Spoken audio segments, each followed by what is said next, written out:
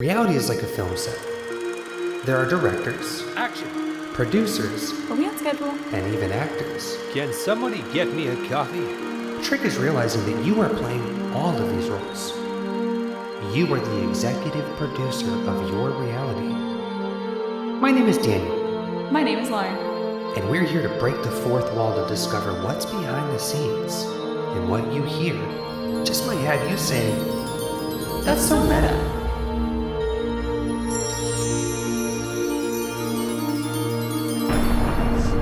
Welcome to That's So Meta, where we discuss the mystical, magical, and metaphysical. My name is Laura Marie, And I'm your co-host, Daniel James. and here we are. We've been gone for a while. I'm sure the 6 people that watch us have noticed. You know how life is. It just gets in the way of your passion projects, but here we are, and we're back. And we switched locations to our home office, and hopefully it'll be a little bit easier to incorporate this into our schedule so it comes out a little bit more regularly. But if you want to let us, the audience, know what we've been up to. Yeah. As Lauren mentioned, it's been a minute since we put one of these episodes out. When we had started my YouTube channel together as a team and wanted to do the show, we had, the YouTuber goals, but life happens.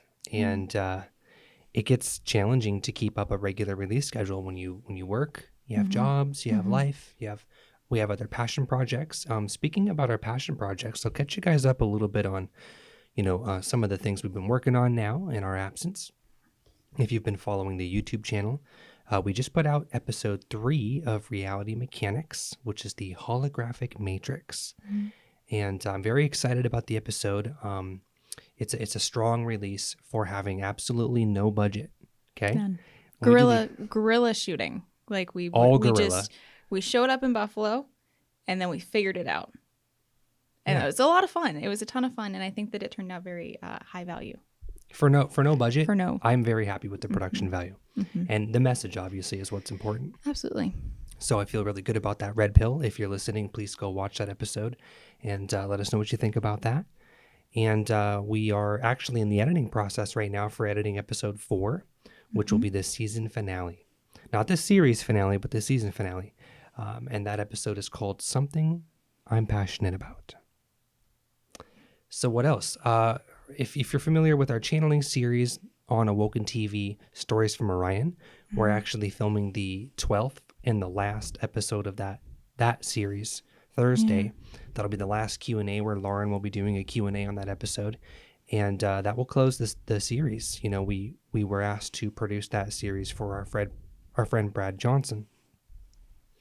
And it was a 12 episode, 30-minute episode commitment. And we didn't realize how much work and how much time that would take under certain circumstances. It's just been really challenging to keep up with.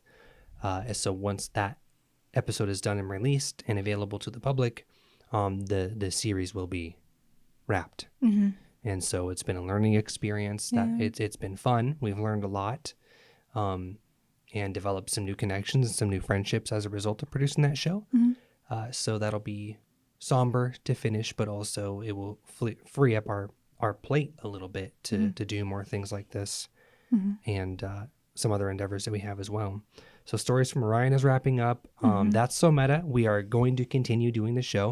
We've even Slowly talked but about surely. possibly maybe even doing 2 episodes a month now that we're shooting here in our home. And then once Reality Mechanics episode 4 is released, which will also be free to watch on YouTube, we'll probably go ahead and take a break from that, and then maybe towards the summertime start doing season 2, which Lauren and I have discussed will be a slightly different approach. It'll be sort of the same emotion and energy behind it, but we're going to have a different format, a slightly more direct and streamlined way of filming and editing to keep the turnaround time low so that we can actually produce more content faster. I think is the goal for that idea. So there will be a season 2 for those interested, but it'll be a little bit different of a approach in terms of like not just the content, but cinematography and things like that. Yeah. And the biggest part is to get the content out there, to get the message out there. Right. And although it is fun to like with the third episode, the holographic matrix, it was very high value, like we said. And although it's so much fun to make something that feels like its own world, it feels like its own short film, with all the parts and pieces of it, it's a lot of fun. It is a lot of work. Yes. And it's very time consuming. Yeah. And it takes, It took all me- of our spare time. all of it. And People don't realize this, for the 10-minute little short film, mm-hmm. okay, that was guerrilla filmmaking, took me at least 80 hours yeah. at my computer editing that, Mm-hmm. doing the visual effects and the color and the sound design and making And that's the original around score. our regular work schedule involving everything else. I mean, obviously everybody goes through the same feelings, so I'm sure you can relate. But so although that's a lot of fun, it does take a ton of time. And the new formula that we have for it is a little bit more free form, so that we can get it out a little bit more efficiently, and that the messages are still going to be spread in the way that we prefer. Yeah, so we got that going on. I personally still have my other podcast, Celestial Oddities, Pair of Normal Guys, with my partner Garrett. And we just did an awesome episode last night on the concept of reincarnation, karma, and meditation. And although that's a little bit more of a paranormal show, Garrett is, deep into his spiritual awakening right now, which is exciting. And so we're integrating a lot of metaphysics on that podcast as well, which works out for me because it's all I talk about. And that show is also expanding, which I'm excited about. We're going to start doing 2 episodes a month on that show as well. I'm producing a commercial for it soon. I think we're going to shoot that in March. That should be cool. So we got that going on. Our videography service is going strongly. In the slow season, I call winter my slow season because I don't produce a lot of video, commissioned video in the winter. I still have a lot of gigs coming through. And so we've been still expanding the Moment Imaging as a business, which is exciting. And we have some ideas and some, endeavors for that to keep growing until ultimately I think that we'll both be doing that full time, I think is the goal. We went to Florida recently to film the Codes of Awakening event, which was fun. awesome. Yeah. And we're doing advertisements and commercials. And so that ball's rolling. Yeah, absolutely. But it keeps you busy, and that's why we don't have a lot of YouTube content right now. But we're trying. We're trying, and this is a big step, getting all of this put together and getting. Yeah, we're here. Getting it. We're here. We're here. Here we are. So for this episode, instead of picking just one topic and kind of like riffing on it, we decided to field questions from Facebook and kind of see what we come up with. Yeah. We had a couple people submit questions. So I think we're just going to answer them to the best of our ability, which would be fun for me to not really plan it at all and just. That's usually what we do. We usually just kind of come up with it on the spot. Hopefully we find gold. So, Lauren, if you'd like to queue up the first question. Absolutely. So for the first question, Tara asks, how raising children now in this time of many revelations should go? Also, are these generations being born more awake than others? Like, how do you encourage and nurture that? Think indigo children. Yeah, like the indigos, the rainbows, the grid workers, I get that. So I will just state with a disclaimer that these are my own opinions, thoughts, and beliefs. These are not empirically true for anybody unless you agree. Right.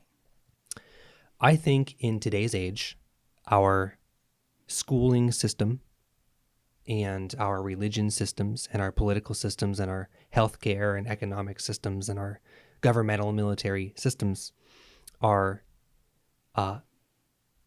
generally limiting and fear-based.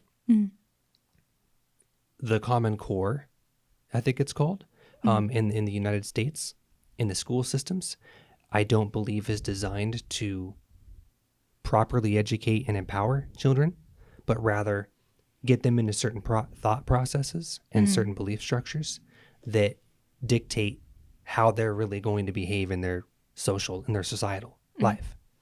And they're all very limiting, boxed in structures. That being said, if, budget permits, I would always suggest that people homeschool or have, tutors and people that you know and trust the content and what they're teaching and how they're teaching it, because I think that the information that's being taught in schools can be somewhat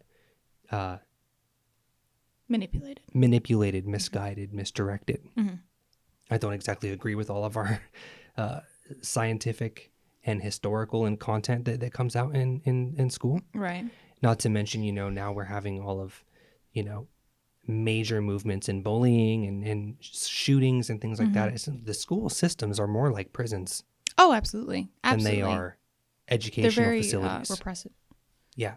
You Yeah. know, I would argue, though, that despite the schooling system and the sort of government that has on its own, with all of the hierarchy and all that, and social dynamics, I would argue that because of things like social media and the internet, it is easier for kids to access more areas where they see themselves going, that they kind of more vibe with. Yeah. And there is a little bit less of a barrier between them and certain information. Yeah.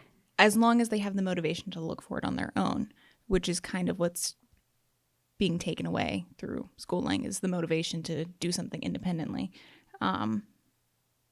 But yeah, I would argue that because of the internet, it might be easier for kids to have access to certain conspiracy theories and, different ideas to explore. Well, yeah. Well, I think that the main point is that the educational system in America, it teaches you congruent, Right. complacent, behavior and compliance. Mhm. Okay, it does. It teaches you compliance. Yes. So it's up to the parent to help the kids outside of school answering those questions and being very hands-on with the social dynamics that they deal with at school, and having a conscious involvement in your childhood, in your children's experience in public schooling systems. Being hands-on with that, I think, is very important if the child is in public school. And the internet in that way can be a positive or a negative. That was, the backside to that conversation, is that it can be very, very negative. So getting into a more positive takeaway of this is the second part of the question, which was an awesome question, Tara. Thank you very much. Yes, children are being born literally higher in vibration, higher in frequency. They're being born with a more naturally expanded and not evolved, but just a larger capacity for consciousness in their physical vessel, in their physical avatar. Your indigos, your rainbows, your grid workers, any of these terms are appropriate. Okay? If you look at, say, for example, somebody who was born 60 years ago, I'm not saying anything specific. Please don't take offense to this. It's just an analogy that people who are generally older in age have a harder time breaking out of the societal programming. They have a harder time being free thinkers and being able to restructure and reprogram their belief systems.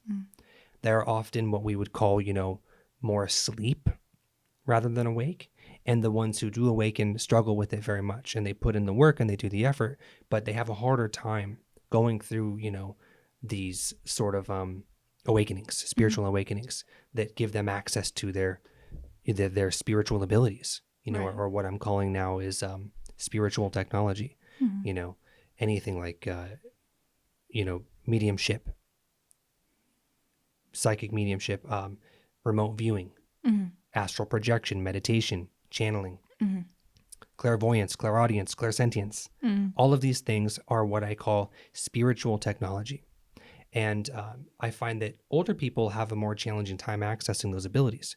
Whereas you look at, children now, they're so sensitive and they're so empathic and they're so in touch with everything. And a lot of them have that natural clairaudience, clairvoyance, clairsentience. These abilities are becoming more and more common. People are having more and more access to them, more of an awareness of them. And you're seeing it more and more in children. And there's even organizations that I'm familiar with that cultivate these things in kids. And if you're curious about those, I can tell you the name of one. Please get a hold of me. But there are organizations where they're cultivating these abilities and these extrasensory gifts that these children are being born with, because they are being born more conscious. They are being born with slightly different DNA and genetics, almost even hybridized. Mhm. Okay. To give them access to more of these abilities so that they can do this ascensional sort of grid work Mhm. to help, raise the collective vibration of Earth. To simplify the question, yes, kids are being born with more awakening abilities. Now, do you have any? I mean, what do you think about how technology would influence that? Because there are the certain, like the 5G and Mm-hmm. all of the interference these days from all the technology. How do you think that that affects the kids?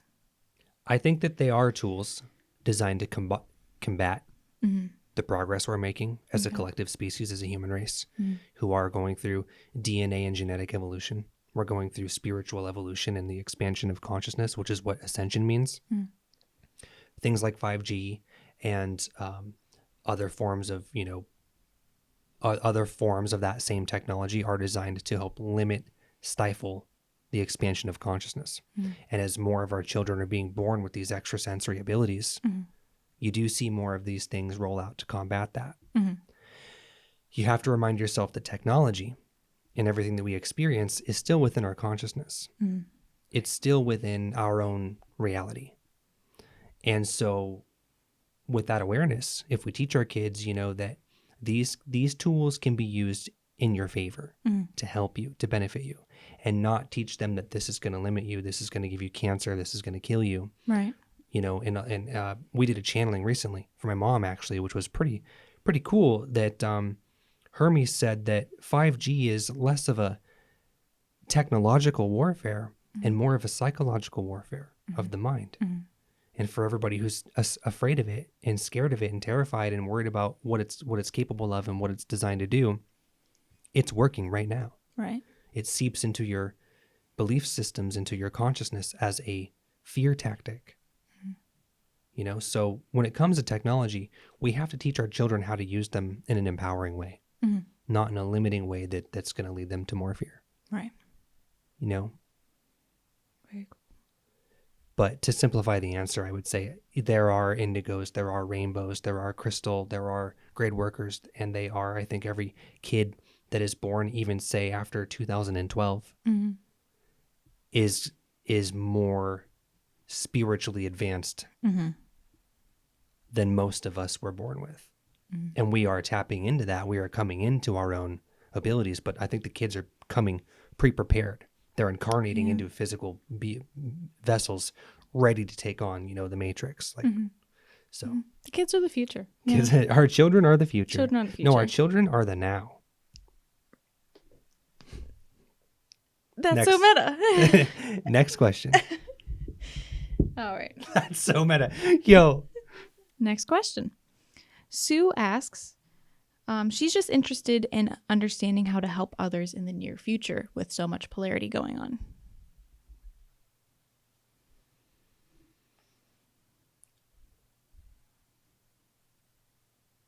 You've been training yourself to do that for the last few years. Sue, you have been training yourself with all of your own inner work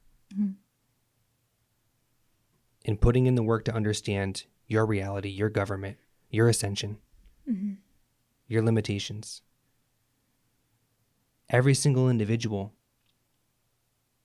who is going through or will go through a spiritual awakening and is going to need help understanding things and letting go of old beliefs, shifting paradigms. They're all going to have their own unique experience of that, just as you did and just as you are. And I think that you'll know when someone comes to you and needs help. You'll know exactly what they need. People come to me all the time asking me questions. What do I do in this situation? What does it mean when I experience this thing but I can't tell my family? I can't talk to my friends about it because it's strange, it's weird. How do I let go of my day job? Right. How do I get out of this system? And it's different on a person-to-person basis. Yeah, It's that's what I'm trying to different say. case by case. So the idea of answering this question as a broad, how can we help others sort of thing, it's difficult because, But you'll know. but you will know. You'll know because you've been training yourself for years Mm-hmm. to do that. Mm-hmm. And I think that those who are going through their awakening and they're just now asking questions and changing lifestyles and belief structures, you ain't seen nothing yet. Mm-hmm. Not even a fraction of the human collective is at the level that you would think you're at. Mm-hmm. And when that mass awakening happens, a boom of people, we're all going to have to find our way. Mm-hmm. They'll find their way. And your training that you've been going through for yourself will equip you to do that. And you'll know how. Next question. Natalia just has one word for you. Alienation. Like alienation or alienation? Alienation. Like being alienated? Being, that one word. Alienation. Alien nation. This is a nation of aliens, and we are them, and they are us. When you go through a spiritual awakening, and you start resonating with things that are taboo, or they challenge the system, they break illusions, they destroy illusions. You get excited about it, you get passionate about it, you start sharing things on your social media, you start telling your friends and family, and then you start getting alienated. You start getting black sheeped. How many of you out there can relate to the black sheep? Because it's usually the one person in the family that is woke that becomes alienated, Yeah. that becomes the black sheep. Because we are the tinfoil hat, taboo black sheeps that challenge the ways to pave the path for the new. With alienation, I would say own it. I would say accept it. And don't look at it as an attack. Don't look at it like in any sort of disempowering, fear-based way, that it's you against the world. And that you don't have a tribe, you don't have a team. Right. Look at it like you're red pilling yourself and the matrix. And you're waking people up. And that's going to hurt a little bit for you and them. It's going to be a rocky road for some. And it doesn't have to be difficult or challenging, but it can be. And it usually is. And I've had people totally alienate me for the things that I talk about right now on this show. I've had people delete me on Facebook, block me on social media just because of something that I said, like a meme that challenged their belief systems. You're going to be black sheep. You're going to be alienated for your beliefs because you're challenging the system. Agent Smith, watch my episode, Reality Mechanics. Agent Smith will come looking for you when you start to speak the truth. And another way to think about it is, with alienation as a concept, if, for example, you're buying a pair of shoes, right? You try on all these pairs of shoes, none of them fit. So it's not that you're losing that option of a size. It's that it's not right for you and you're going to find your size. Yeah, exactly. Does that make sense? Yes. It's not that you're missing out and you're losing all of these things. It's not necessarily always a negative.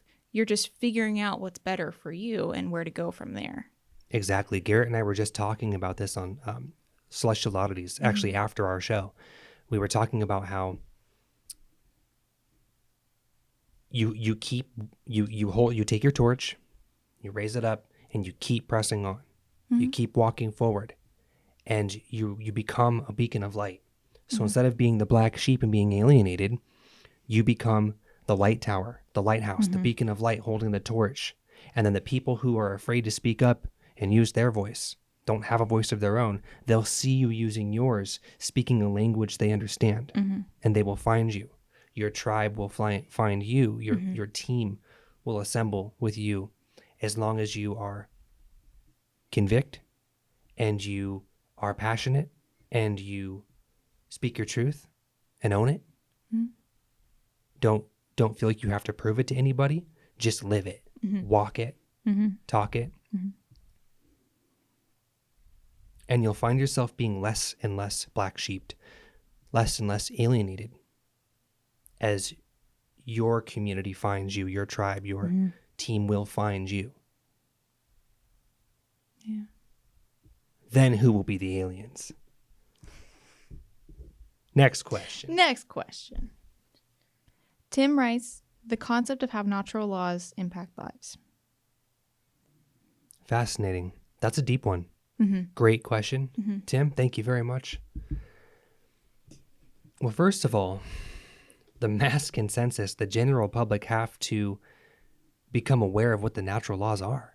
And I know that Tim is very aware of them. He used to teach me. Back in the day, that Tim used to teach me about the laws of the universe. There are laws of your earth and your society and your community, but those are just, those are just societal rules. They're not laws of the universe. And when we say things like laws of the universe, we mean like law of attraction, law of repulsion, what you put out is what you get back, things like that. What I'm trying to do through reality mechanics is teach people how reality works from a spiritual, metaphysical perspective. The gears and the cogs that turn behind the curtain, that are moving everything and pulling the strings for your day-to-day life, everything from circumstances to conversations and people you meet, they're all based on laws of the universe. Usually the fundamental one is the law of attraction. Your vibrational frequency, what you put out is what you get back. That actually governs so many of the things you experience in your day-to-day life. If you could see it broken down on like a computer in schematics, your mouth would drop. Yeah. If you knew what your thoughts and your feelings, your beliefs and your vibrations were doing to actually create the circumstances you experience, your mind would blow, literally. Another law of the universe is everything changes. That's one of the laws. That's a powerful one. But you can use these laws of the universe to become a master of your reality, or what I call the grid worker. Because we live in a holographic grid. You can become a grid worker who knows how to game this system, knows how to play the game. These universal laws, please research them, please look them up and study them and use them to your benefit, to your power, almost like as if we were all magicians. It's a spell in our spell book, the laws of the universe. When you understand what they are and how they work, you can use them to better navigate your reality. That's exactly what reality mechanics is about. Episode 2 is paradox. I was going to bring that up. So paradox is a mechanic that is classed under one of the universal laws of the universe. Paradox being that oftentimes, say for example, a line from the episode is the tighter you grip on, the tighter you hold on to something, the further away it gets. Basic law of attraction 101, right? Yep. Study these laws. Study paradox. It's the foundation of our show. The more that I think about like all the different laws that there are, the more I'm like, oh wait, we're planning on this, and this was going to be one. There are 5 universal laws that I live my life by. And once you study these and break them down and see how they directly affect you in your life, you can use them to your favor, even if it means just releasing so much resistance and insistency we place on all of the things that go on in our life. That can be a major turning point in your total being. Here are 5 universal laws. Number 1, you exist, you always have, and you always will. You are eternal. That's a universal law. Universal law number 2, Everything is here and now. Mm-hmm. We've talked about the concept of time on this show. Universal law number 3. The one is the all, and the all is the one. So if you've ever heard in like the New Age or Ascension communities that, namaste, we are one, you create your own reality and everybody is within your own reality. Mm-hmm. That concept. Here we go. Law of attraction. Universal law number 4. What you put out is what you get back. Mm-hmm. Law of attraction, law of repulsion. Mm-hmm. And universal law number 5. Everything changes except for the first 4 laws. Mm-hmm. Change is a constant. Accept that. Accept the fact that everything changes in your life, in your living situation, in your work, in your friendships, your relationships. Love, money, health, everything changes. Mm-hmm. Accept that. Yeah. And your life will change for the better, because then you paradoxically release so much insistency and resistance that you attach to all the circumstances going in your life that you think they need to be such a certain way. Yeah. Like it has to stay like this. It has to be like this. And you're crushing it. You're crushing it. suffocating You're it. suffocating all of the options that are available to you for things to improve. Mm-hmm. Watch the episode Paradox, Reality Mechanics. It talks about this exact concept. And it's almost like they're mechanics of these 5 laws. There are like a list of mechanisms, right? Mhm. There's a better word, That you mechanisms. can use to manipulate them however you need. So with the law of everything is here and right here, right now, that's a way to sort of like manipulate time and how you perceive time and how you can kind of flow in between different Yes. realities and viewpoints. With the law of attraction, obviously, is getting the reality to sort of give you whatever you need, regardless of how much time you've spent investing in that thing. Everything changes, and you are eternal kind of go hand in hand, where it releases the expectation for so many things that you can manipulate the other 2 rules. It's very all inclusive. It's very well crafted to kind of bounce off of each other. Yes. Study these laws and see how you can use them to your favor and to your empowerment. It will change your life. I'm capable right now of things that I never thought I would be capable of. I have time. I have energy to put towards things like this podcast now. Instead of working a 9 to 5, I'm here with you doing this, my passion, my joy. And I achieve this by using the laws of the universe in my favor. So thank you, Tim, very much for that question. Thanks, Tim. Next question. Next question. Final question. Final question. Final question. Final question. Millie asks, dig deeper into the unique energies of the region and help open up a higher understanding of the natural sustenance that is available. Coal and gas are so 3D. There is so much more to realize without depleting. I agree. I agree 100% with that statement. Getting the powers that be, getting our society, us as a people, congruent with that concept is the challenge. I'm telling you right now, guys, with our medical industry, we could be using sound, light, and vibration to completely cure you of all disease, all illness, remove scars, regrow severed limbs. It's all possible through light, sound, and vibration. But our medical industry doesn't want to acknowledge that publicly. So we as a people need to convince them to do that, or manifest and create a society where that is the approach we use. Right. Coal, fossil fuel, all of those are medieval, outdated forms of energy, power, resources. We're only using them because they serve a certain agenda, Right. but they're not efficient. No. I mean, even solar panels are snuffed out. The list goes on. Water purification, renewable fruit and vegetables without genetically modified contamination whatsoever. It's all possible. It's all set to serve a certain agenda. There's a lot of planned obsolescence Planned obsolescence. in our technology and, our... What's the word I'm like? Society? Yeah, I guess society. There's planned obsolescence in all of our physical products. Yeah.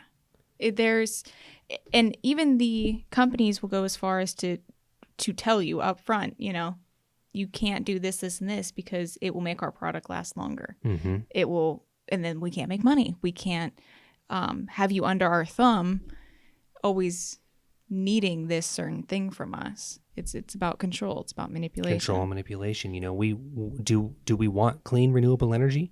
We have it. Mm-hmm. Release it. Mm-hmm. We need it to go public. Mm-hmm. The technology already exists right now. Think about with internet speed.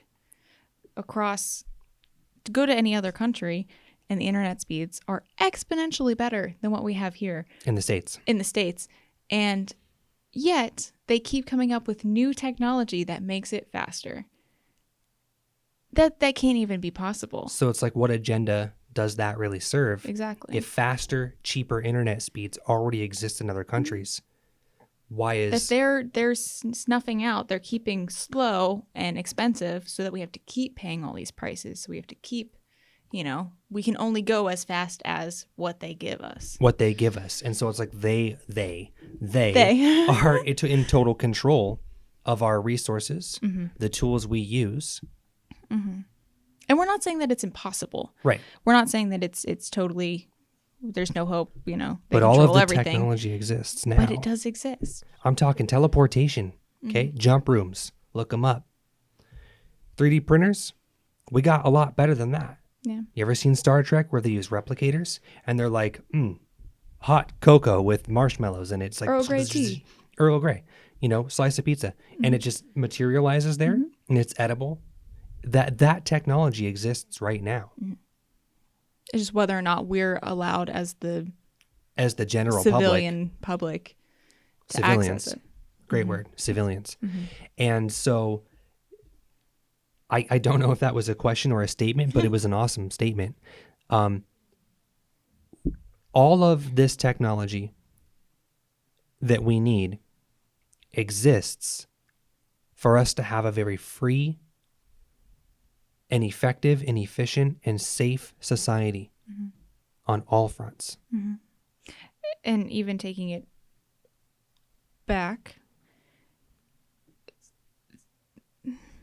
all of the resources that we need to live in a healthy and safe manner are provided to us by Gaia, by Mother Earth, The Terra. Earth. It's totally bought and paid for, ready to go. You have it here, whatever you need, food, shelter, all of it.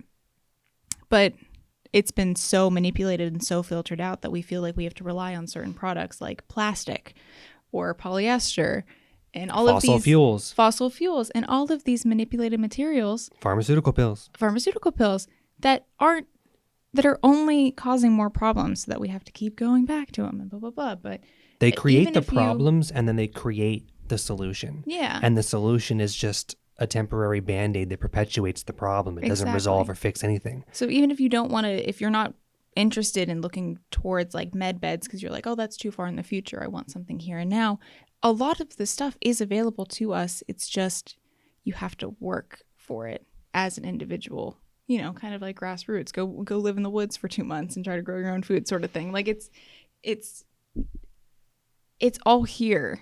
It exists. It exists. We as a society have to choose it for ourselves. And I know that that's hard with so much limitation. Right. And so many limiting beliefs and fear. But our government or they, the powers that be, whoever's in charge of what societal life-altering technologies are released, it's ultimately up to us, not them. Right. They just sell us the fear and the misdirection, thinking that they hold all the cards and all the power when it's really us going along with whatever narrative they sell us, whatever agenda they have, agreeing to it, which is what perpetuates more of our limiting societal, structures. So it's up to us to choose. You got to find it somehow, somewhere within you, within your heart, within your consciousness, within your mind, within your belief structures, to find out what that limiting belief is that is holding us back as a human race from leveling up and doing better. Yeah. It's up to us. We just have to find what that It's up key to is. you. It's up to you. It's up to you. Is it up to you? It's up to you. It's up to me. It's up to It's up to me. No, it's up to... But yeah. All right. Well, those are all of the questions. And thank you all very much Thank you. for making these beautiful statements and giving us these questions to ask. I didn't plan for any of these. Lauren just read them off to me, and I did the best, within my ability to answer them. But it's always my intention to empower you and to help you find your sovereignty. And in any empowering way you can learn to think, reprogram limiting beliefs, that's what's going to change our world, our people, our society, our race, all of it. It's within our power. And thank you if you listen. Thank you for your patience. We are going to continue this show at a schedule that we can manage. Yeah. As More frequently episodes are as coming. We can. We love you. We appreciate you. Thank you for being here. Thank you for listening. We're just two people trying to figure it out. And so we're grateful to have you with us. There we go. Would you like to end it with a nice cheers? I'll end it with a cheers. Alrighty. Cheers to episode 7 of That's So Meta. We made it past the six Yeah. episode hump. In YouTube, they say there's a 6 episode hump that if you don't, or 6 months, Yeah. it's like 6 months It's or 6 something episodes. that if you people tend to give up after that milestone. So we made it past it. Yeah, we're still here. We're here. We're here. We exist. Cheers. Cheers.